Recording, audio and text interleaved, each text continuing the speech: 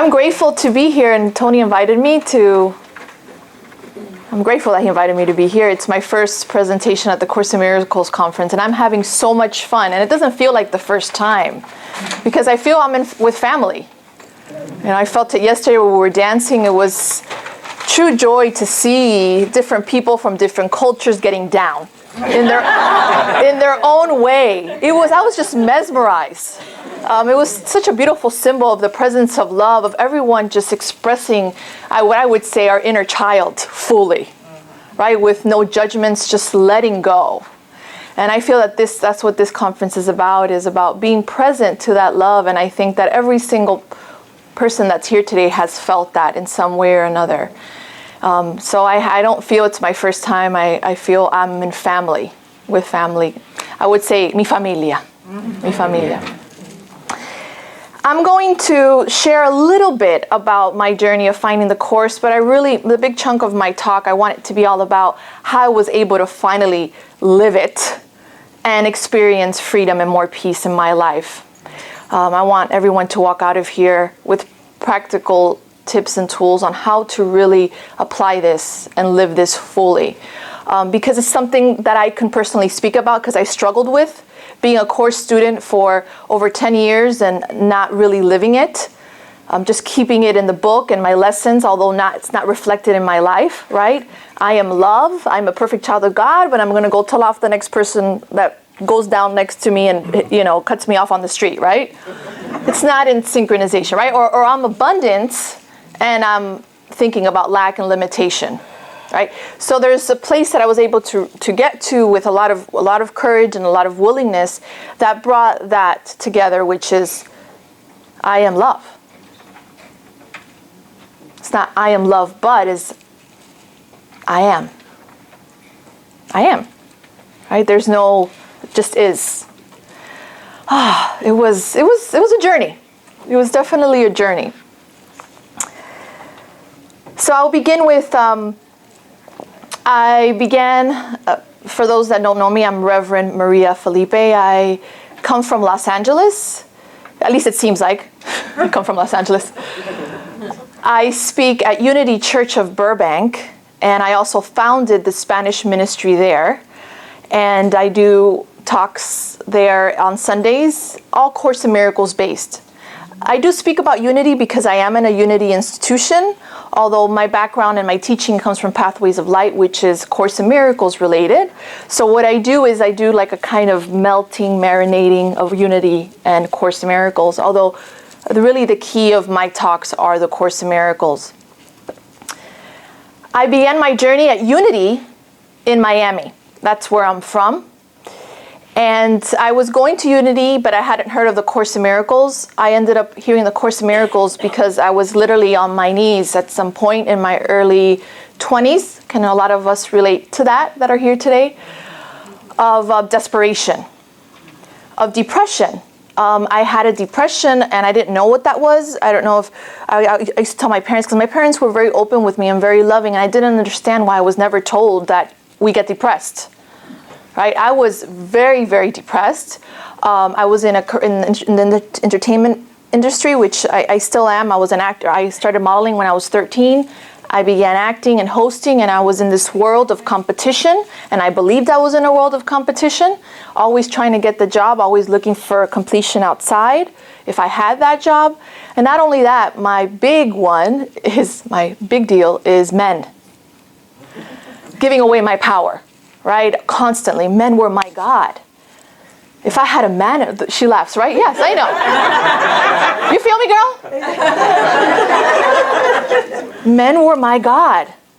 If I didn't have a man in my life, I was not complete. And we laugh about it, but it hurt. It was a constant struggle of, I need to find my love outside. It's like I was lost, like a lost child. Just looking for her father. And not able to find him because I just didn't know. I wasn't ready.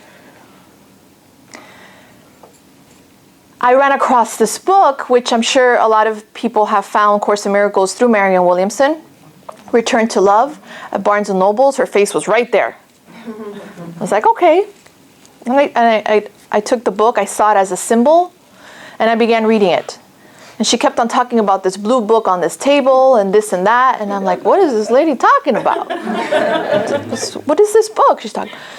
I didn't get into it that much. Actually, I just read the book. It made me feel good a little bit, kind of filled a couple things, especially the holy relationship and special relationship part. I started to understand my thinking about men and relationships. Not totally, but there was a little bit of dibble-dabble there of understanding a little bit better.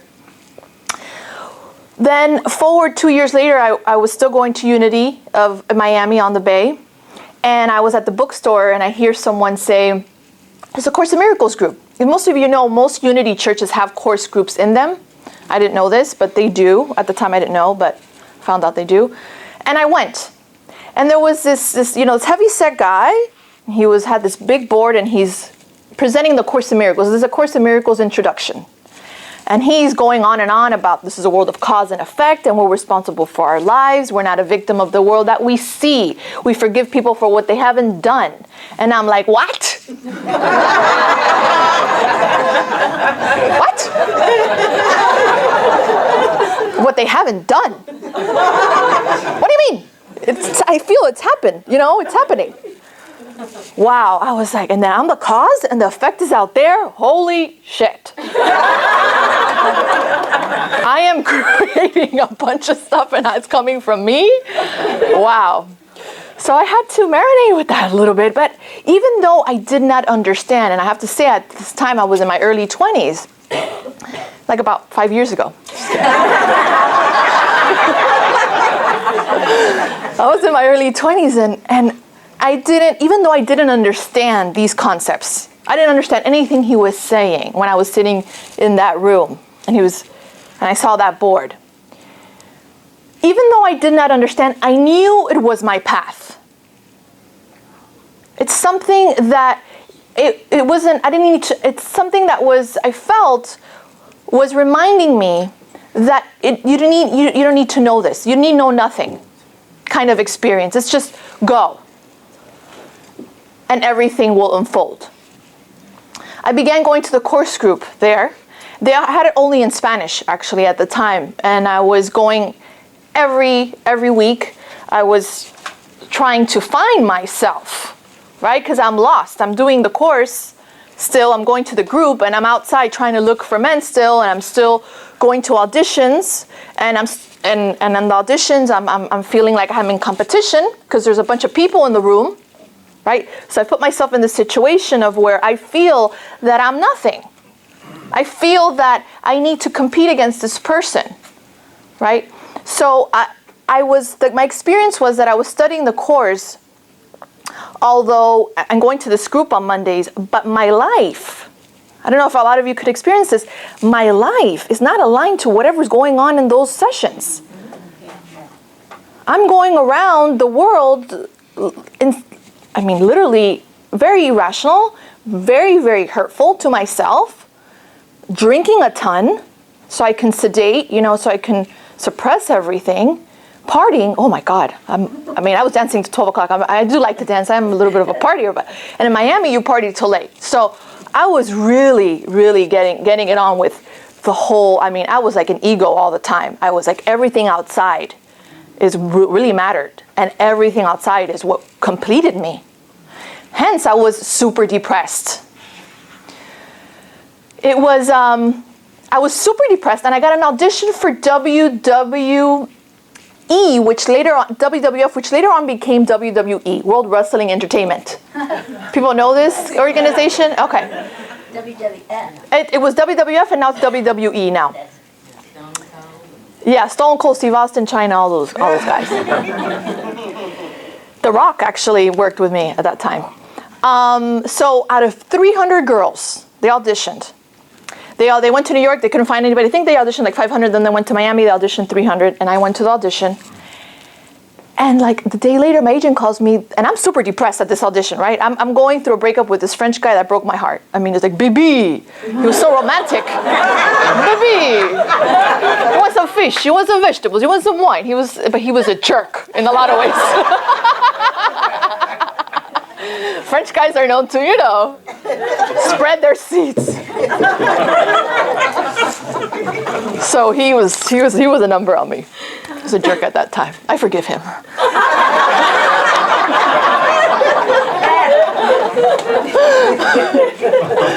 So I'm super depressed because this guy is making me nuts. I think he's making me nuts, right? It's not about him. It's never about us. It's never about the other person. It's about within, right? Inside job. So I go to this audition in Univision, and there's all these executives there, and I was depressed. I'm surprised I got through that audition. A day later, my agent called me that I had gotten the job for working with this organization, and I was going to tour all over the United States and go to the arenas and interview these wrestlers live next to the ring in front of 20,000 people, go down that they have like a stair thing down and do this job. Then imagine I'm depressed. It's getting worse now. Now I have to be live in front of a bunch of people. They're telling me that they're not going to give me my contract until I do this first trial, right? So there's all this stuff going on in my life, right? And I have the Bible in my room at the hotels, and I have my Course in Miracles because I'm trying here to get through this, right? But still I had no confidence. I was thinking the whole time, I'm not going to be good. They're going to fire me. I'm not good enough. Look at all these men. I'm the only woman doing this job. Like I was the only woman in the cast. I felt so insecure. It was so, how can I say this? It was hard because I couldn't connect to God no matter how hard I tried at that time, because I was so lost in the external. So that's why I like to share my story, because I was able to find a way with time, with a lot of love for myself and self-love, beginning to really love me, beginning to love the Spirit that resides within me, so I could experience myself, because I felt that I wasn't experiencing myself. So after that, all my 20s, I was studying the course, but again, I kept on with this whole thing with men being my idol, men being my God throughout all my 20s. And then I met my ex-husband. I am happily divorced. In 2008. And I want to thank him, actually. Thank you, Danny. There's a camera back there, by the way. Thank you, Danny, because he was a big teacher for me. He is the one that finally was the symbol that was able to make me say, wow, okay, I am really going to dedicate my life to this. I am really going to live this at another level. I'm going to really embody these principles in every cell of my body. I'm just going to exude forgiveness. I'm going to understand forgiveness. I'm going to practice forgiveness. I'm going to change my thoughts. I'm going to be an observer of my thoughts. I always say to people to be helpful, the second within the second. The second within the second, thinking, aware of what's going on. Right? So I got a divorce. I met my husband. I got a divorce in 2009. And that's when I talked to my mentor in Miami. She actually married us. She was a Pathways of Light minister. And I called her because I was destroyed. I told her I thought marriage is forever. I'm going to get a divorce. And she said, why don't you go to ministerial school? And I said, ministerial school? I'm an actress, a model. I'm not a minister. And she said, don't go to school to be a minister. Don't go to Pathways of Light to be a minister. Go because you want to learn or get more in touch with the Course in Miracles principles, understand the Course in Miracles principles. Do it for that. And that got my attention. I was like, oh, okay. So I didn't go to Pathways of Light to be a minister. I didn't go to Pathways of Light to be standing here today. I went because I wanted to really understand that I am a perfect child of God. I wanted to really experience that finally, because I hadn't experienced it yet. I said, well, maybe this will in some way, as a symbol, because it's going to come from me, that's not going to give it to me. Nothing outside is ever going to give it to me. I'm present to that. Although it was a beautiful tool that I was willing to take on because of so much suffering for so long. I went to Pathways of Light, and I started my process. And it was interesting because the first year was still destructive. I was doing these meditations, but I was still destructive. Why? Because I was going through a divorce. It was a perfect way to start again, the whole thing of looking for men again, outside of myself. So I wanted to get into a relationship right away, right after my divorce. I wanted that. I wanted to start working more, and I was starting to drink more that year. So it was interesting because I was having all these courses come in from Pathways of Light, and I'm still being destructive. And I'm being honest because I think authenticity is sexy. How about you? Right? So then I quit. And a lot of people don't know this, but I kind of quit. Kind of just was like, I'm not going to do this. And in the middle of all my destruction, and I think that, those nudges that you get from angels, I'm sure you could all experience it here. These angels that come into your life that are nudging you, that are like, go this way, go that way. You kind of listen and it starts to work itself out, is what happened to me. My brother said, why don't you go back to Pathways of Light a year after? And I did. A curriculum that's supposed to take like 6 months to a year took me 3 years. I started in 2009 and I became ordained in November 2012. Because I was fighting. I was having a war with my ego. A war, huge out war, and it had complete control of me. So I had to do a whole process to be able to disconnect from that fear, from that ancient hatred. In 2012, I had the opportunity at Unity. I had actually spoken at Unity before. I was given the opportunity because they knew I was in ministerial school. But in 2012, they offered me the position to start the Spanish ministry there. And then that's when my experience of myself started changing. I started having a lot more self-love. I started to practice the Course in Miracles more. I feel that a lot of us, and I'm sure some could relate, I used to watch Oprah, I used to read tons of self-help books, and then that's it. It was like, okay, that's nice. And then in my life, it was a mess. But I felt that with the curriculum becoming a minister, those two worlds started to come together for me. Of the I am love, the I am. And then there was no separation in that anymore. It was like, wow, okay, I'm living this now. This feels good. This is it. Euphoria kind of feeling. Sometimes crying out of happiness, just because, sometimes I'm walking my dog and I'm like, crying. I'm so happy. I'm so happy. Well, you guys know the story, that's why. So I'm going to go over a few things. Now that you know, I'm going to share another little story within forgiveness, because I have a story that really is an example of forgiveness. The reason I like to share stories is because it's an opportunity. I'm speaking from a place of experience, of what has truly, truly been helpful for me.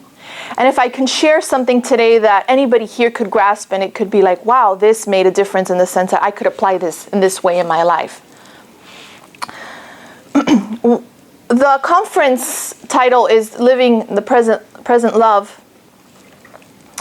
And I feel that I'm going to go over different things that I feel helps us or gives us the experience of living in the presence of love. And one of them is my experience, courage. I feel that one of the ways that I was able to experience the love is having the courage. And what does that mean? It's the courage to really be honest. To be really honest with my thoughts. To go there, even though I didn't want to go there. Right? The thoughts that I'm not good enough. The courage that I'm not lovable. Right? I'm not lovable. It was a big one for me, right? Because I was always looking for my love outside. So the courage to be with those feelings. Why? Because I feel that what we do in these bodies is we try to suppress those feelings or be busy. oh, let me watch this movie, or let me go do this, or let me go do that. It's like we want to be distracted all the time and not really be aware, really feel this experience, these feelings, even though it's uncomfortable. But I feel it's so much more comfortable to go there than to live on automatic pilot in life. Live completely transed out. To really experience that ancient hatred. Because I was suppressing it for so long. So I was aware of those feelings. It took a lot of courage to really call myself out on a lot of stuff. A lot of stuff. Another thing that helped me is consistency. I feel that a lot of us could relate of that. I think that our mind is very undisciplined. The ego's, the ego runs the show, and we're so undisciplined. Like, I feel that when I'm about to meditate, I'll start thinking about, I'm gonna eat rice and beans later, arroz con frijoles, or, I start just thinking of something else, instead of my meditation. But that right there is a symbol that we're not consistent. We don't want to practice, right? And I feel that as I started to get the spiritual musculature of strength of, wow, okay, no, choose again, and just beginning again. I also know that willingness, being truly willing, is what brought me to experience the presence of the love that I am. And I don't mean willing like so willing. I'm saying like truly willing. Right? Truly willing. The reason I pause is because it's something that is vital. Right? The Course in Miracles says all we need is a little bit of willingness and miracles happen. Right? Just it's that commitment. I don't want to suffer anymore. Because I feel that we're suffering, but there's a little bit like, you kind of like it. I don't know if it's that you like it. I feel that it's what we're used to. Right? It's become a little bit of a comfort zone. Right? Even though it's painful. We see this with women that are battered. I'm sure they don't like to be battered. It's just their comfort zone. It's what they're used to. I feel that that's what we do too. We beat ourselves up. We live this life of really, truly beating ourselves up within in our mind with self-hatred, with this ancient hatred, that we can't really experience the truth of who we are. Being responsible truly helped me, aside from being willing, to really own all my caca. Right? In Spanish, that would be shit, just so you know.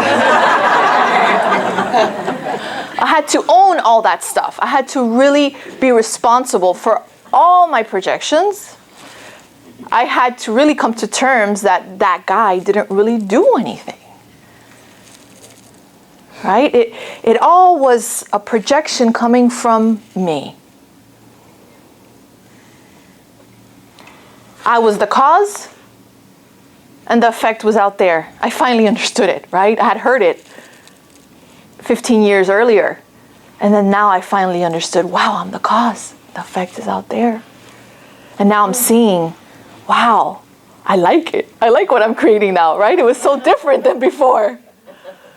I started to see such beautiful effects now because I was changing.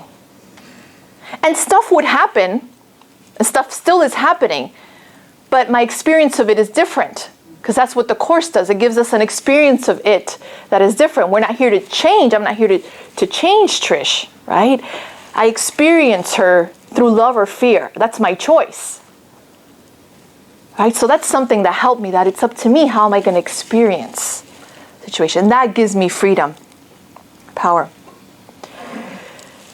Trust, right? How many of us could, trust.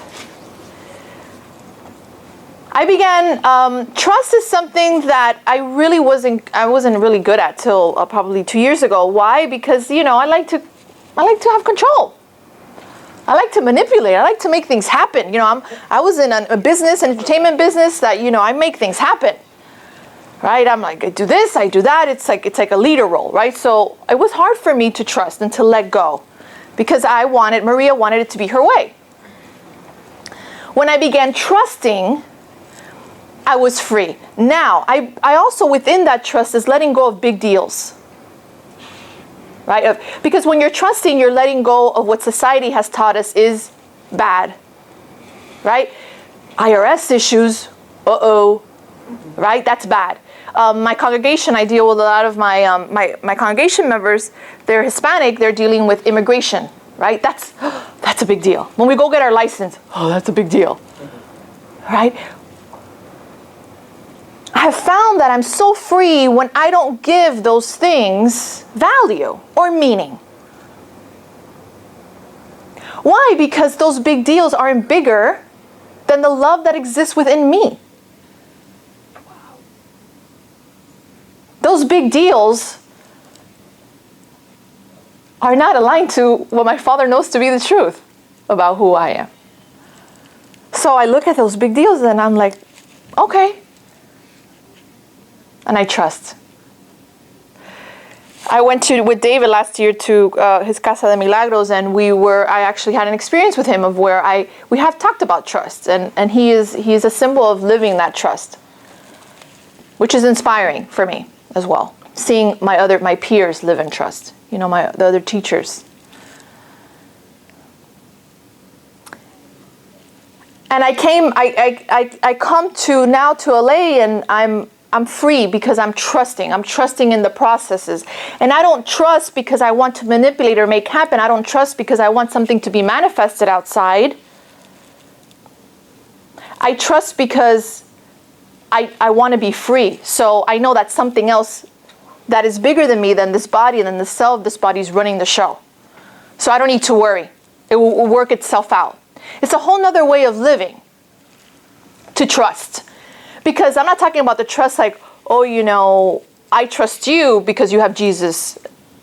You have Jesus and I have Jesus and you don't, right? It's not that type of trust, right? Or I trust you because you look spiritual. I trust you because you showed me in the past that I could trust you, right? Now I'm talking the trust of really trusting Holy Spirit, of trusting that voice that's really going to guide you on what to say, what to do, how to be, what to express. Like, trust that. Then we're free, right? Forgiveness. Someone that really, I finally understood forgiveness when I read The Disappearance of the Universe. Can we all relate? That's when I finally was able, I think that the way that Gary breaks it down is very simple.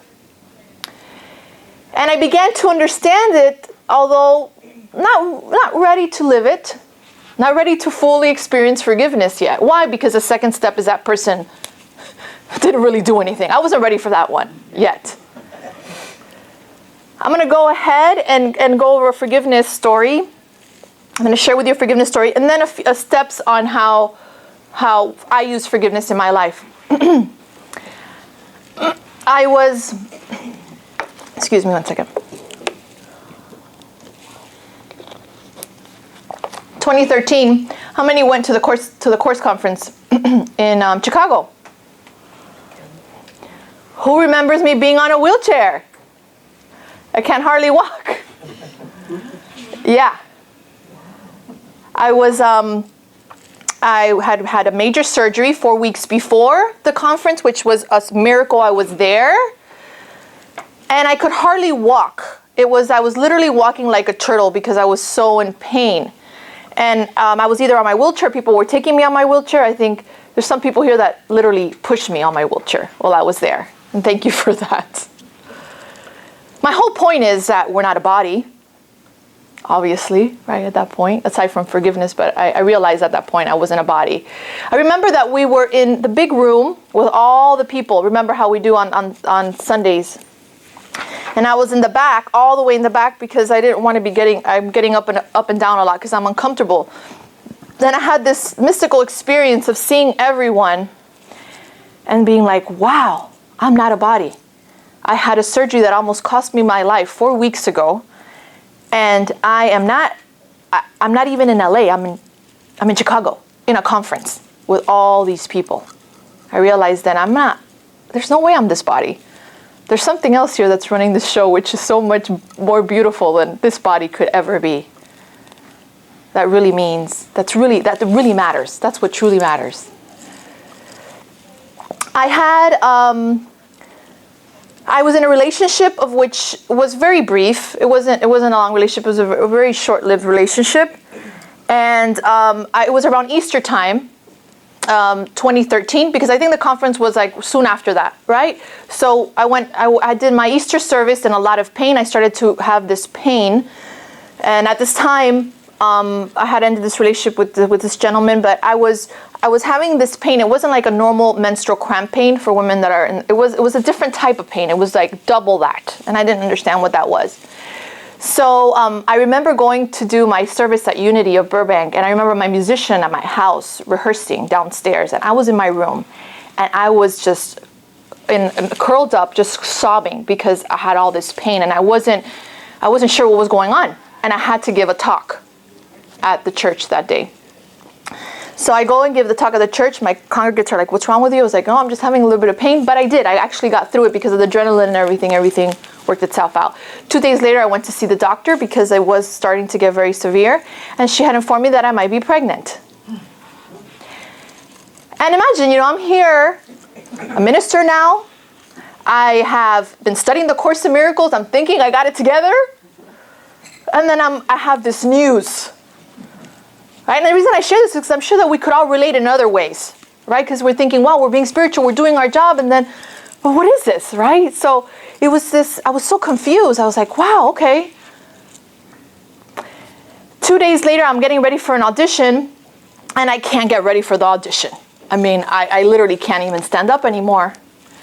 And I rushed to the hospital to emergency room. I got one of the most painful, I don't know what you call them, I think they're sonograms I've ever had in my life because of my condition, which I'll share with you in a few minutes. But when I went, after the sonogram, the lady says she can't really say anything to me.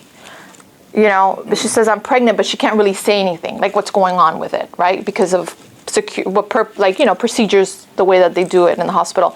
So I get to this room, and this cute Asian lady walks in, and she looks, Asian people, they look like they're 12, She was like, she just looks so young, I was like, what is this? She comes in, she's like, "Hi, I'm Dr. Da-da-da." And I was like, "Hi." And then I saw her with her purse, and I said, "Oh no, this is not good."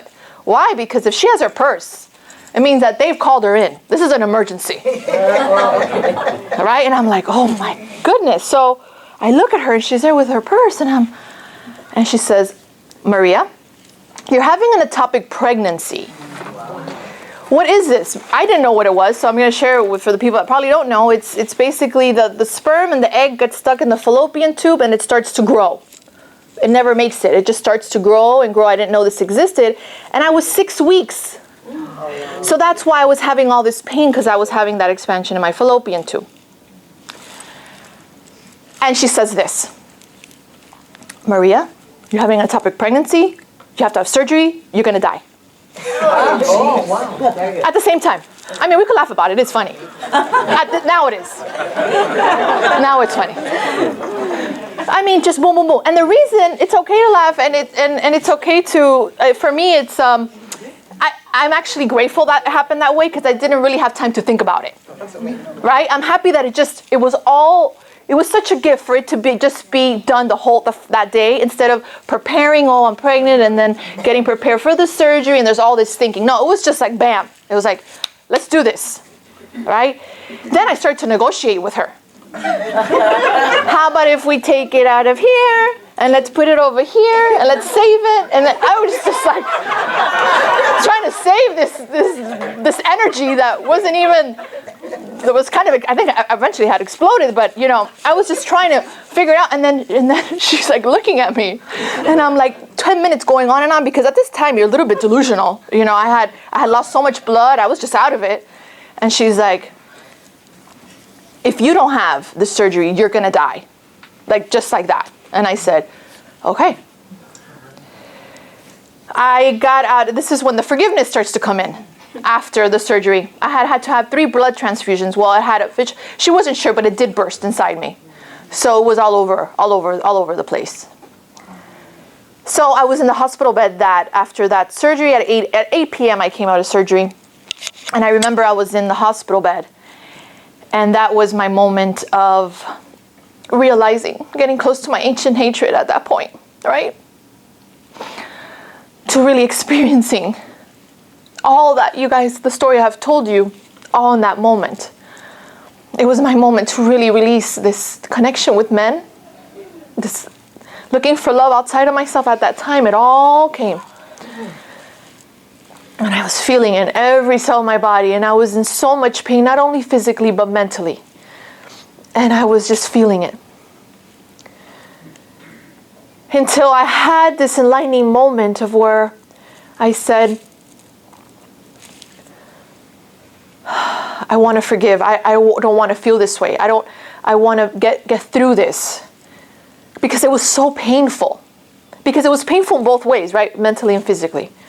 So at this point, I had this moment of where I said to myself, and this is what liberated me, and this is when the forgiveness happened, is when I became aware of that I was suffering because of something I had done in the past.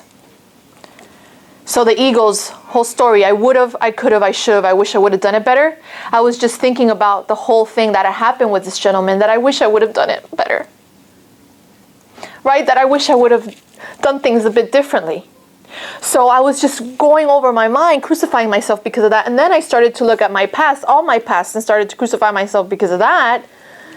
And I realized that I was suffering because of something that had happened. So I want everybody to be aware of that we do this. We're not really suffering because, we're just suffering because of something that we're thinking of the past.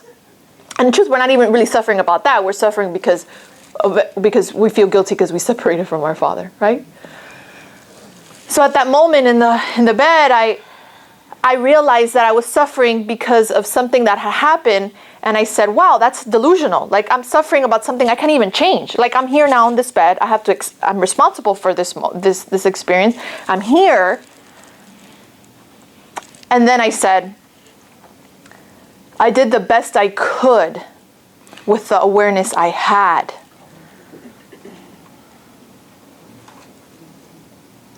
I did the best I could with the awareness I had at that moment. And then I was free. I remember that feeling. It was like, I was in that bed. It was like I didn't even have a surgery. It was just free. And I was home. I remember myself with I was wrapped around a cocoon. Do you guys know the movie Cocoon? Mm-hmm. I felt my presence inside that cocoon of just oneness, of forgiveness, pure forgiveness, like just forgiving everything, forgiving everything that needs to be forgiven. But it collapsed everything. It wasn't just that moment. It was a whole grievance from soul that had come so long. It just appeared in that moment, right? Sometimes, since we're course students, I could say this, but you know how it says that we create experiences for our learning. I was thinking, wow, I wish I would have created one that wasn't as painful. Just, not so painful. This was painful. Let's see where we're at. 9:50. Okay. So I wanted to share that story because I had people that told me not to, right? Just because of what I was doing, right? Because I'm a speaker and I speak at the church and whatnot. But as I said earlier, I think authenticity is sexy, and I feel that I have nothing to hide.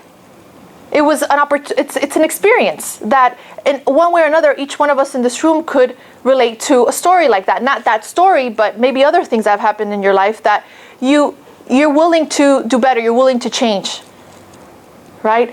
So for me, when I was told, well, maybe I didn't really come out till a year later, but when people would say what's wrong, I would tell them, if people would ask me, I would say it. I didn't have anything to hide.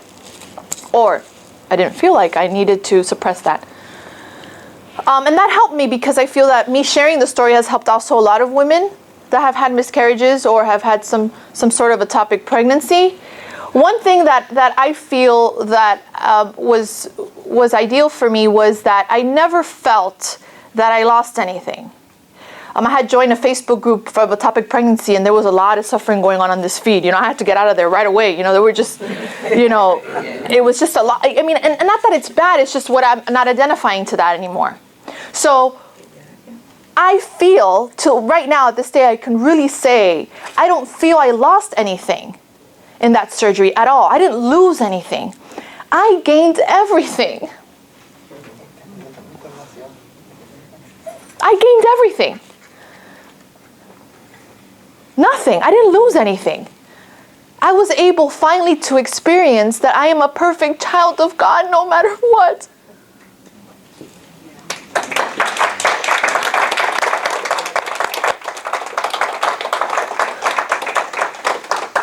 These are tears of joy, by the way. Everything comes out of my eyes. I can't. But they are.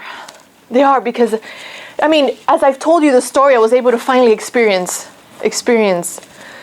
the truth of who I am, of who we are, all are, of that presence that connects us all. I was able to experience that because of that surgery and because of that forgiveness. Forgiveness steps, for all that want to understand the concepts better and how to apply them, it's something that took me so many years to understand forgiveness. And, the first step is responsibility. Of course, the second step is to recognize that what's going on with your brother or sister's situation is not really the truth about them, right? I kind of see it like cleaning the chalkboard of what your beliefs are about this person and kind of writing again, you are love, right? That's the truth, you are love. And then the third step is giving it over to Holy Spirit, right? So Holy Spirit, I give this over to you and I ask for a miracle. Although I feel that the third step is kind of tricky, right? Because it's like, Holy Spirit, I give it to you, but I want to be in control just a little bit. I want to control this, right? Holy Spirit, I trust you, but hold on a second. All right, I don't want to fully listen, right? So I think that the third step is it's actually the easiest, but it appears the hardest because we really need to be willing to give it all over, no matter what. I needed to really be willing to give it all over in that hospital that day. I had to really be willing to trust finally once and for all, to forgive once and for all. So there must be a total willingness. Now, the experience was a little hard because can you imagine, this man is not in my life anymore. He's not even remotely even really caring. I mean, he knows what's going on, but there's not really any relationship. There's nothing really going on. It was me having to deal with the whole thing about me not being lovable and and being rejected, right, in a way.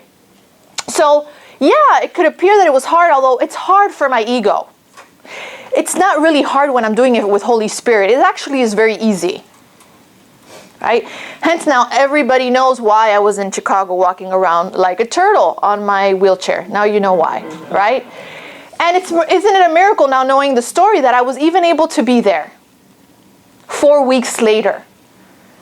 I was doing, as many know, I was doing Coconut TV. I do Coconut TV, and I was on my wheelchair. After the surgery, I was like interviewing teachers, for Coconut TV while I was there. It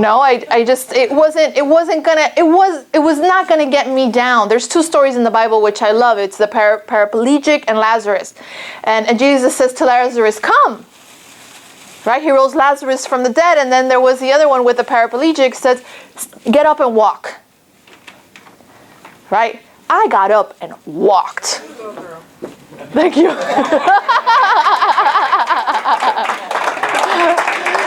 And I am now at the Course in Miracles conference, not in a wheelchair, right?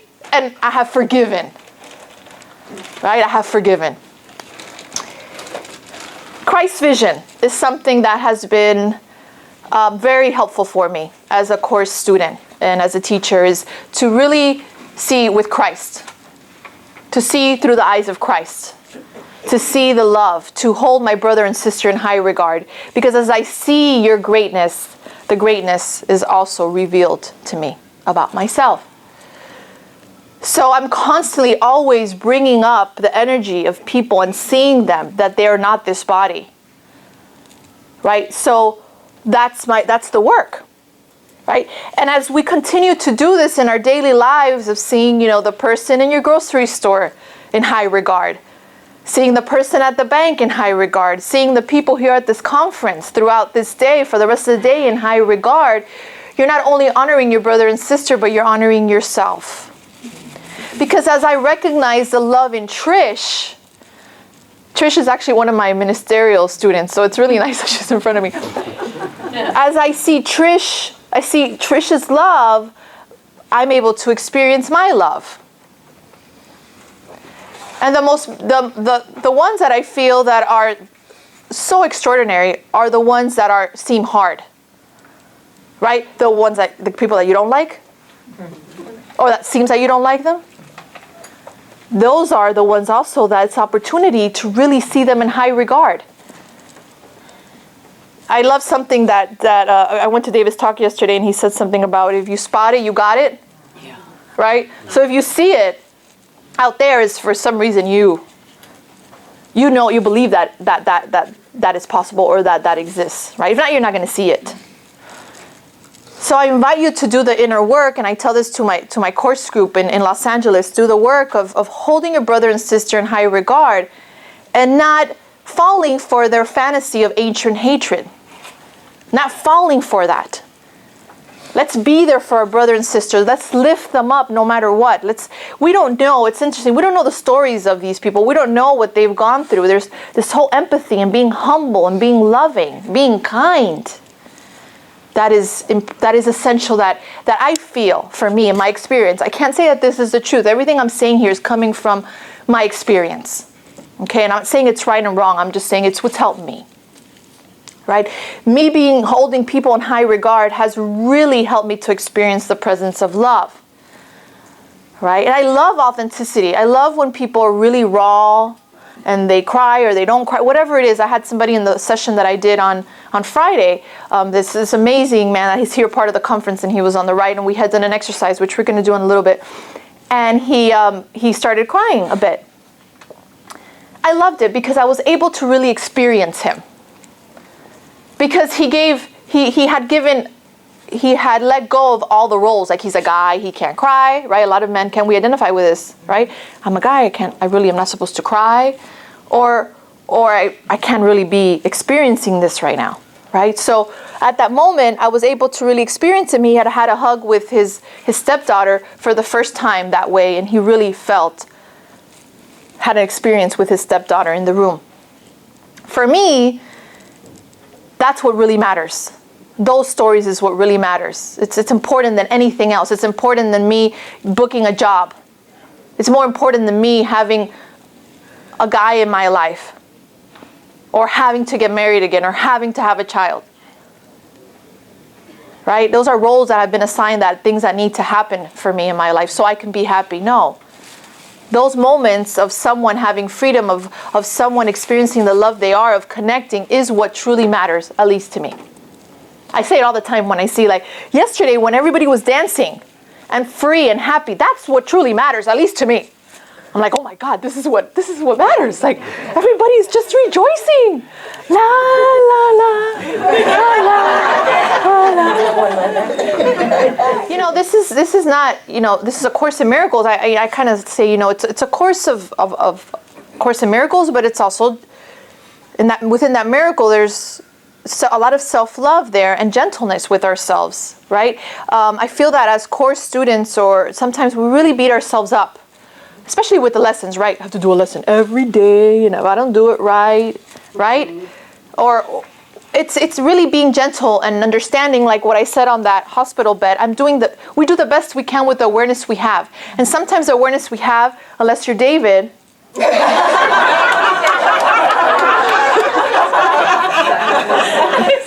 kidding. We're doing the best we can with the awareness we have at that moment, right? So that's what I always say. I'm always like, hey, you know what? I'm doing the best I can, right? And that's being gentle with ourselves through the process. It's just a constant love, self-love. I feel that sometimes we make this course so serious. There's It's so serious. That's why I love the way that Gary and Cindy bring this humor to it. It's fun, it's light, it's an adventure. Let's have fun.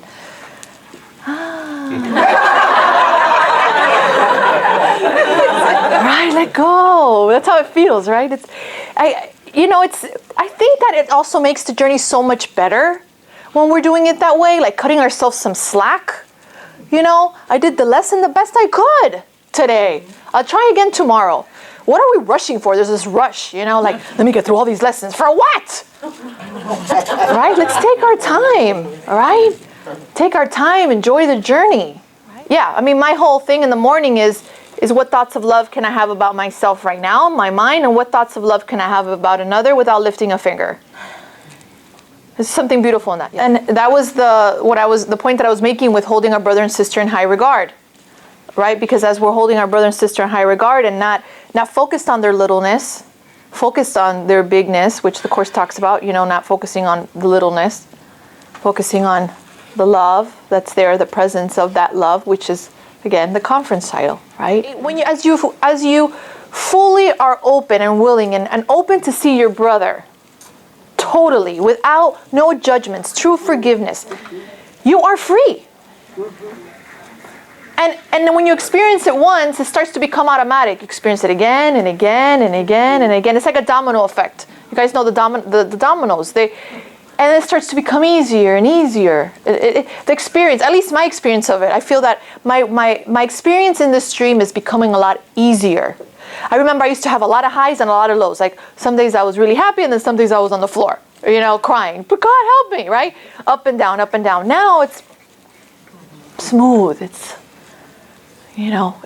a different type of flow. And we're all worthy of experiencing that. We're all worthy, right? I'm just here facilitating. I'm showing up as a facilitator. But everyone here, we're all teachers of God. We're all messengers of love and peace. So I invite you to do your part in the Great Awakening, right? Your part in the Great Awakening. I always say, the Course in Miracles, I feel, only has one goal for the new year, which is take your part in the Great Awakening. How am I going to do, how would I do my part? And it's not about changing anything in the world. We're not here to change the world, right? Because we don't have enough to worry about right now. Ourselves.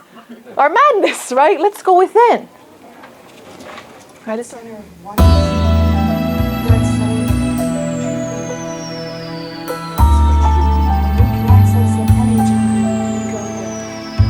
hear them.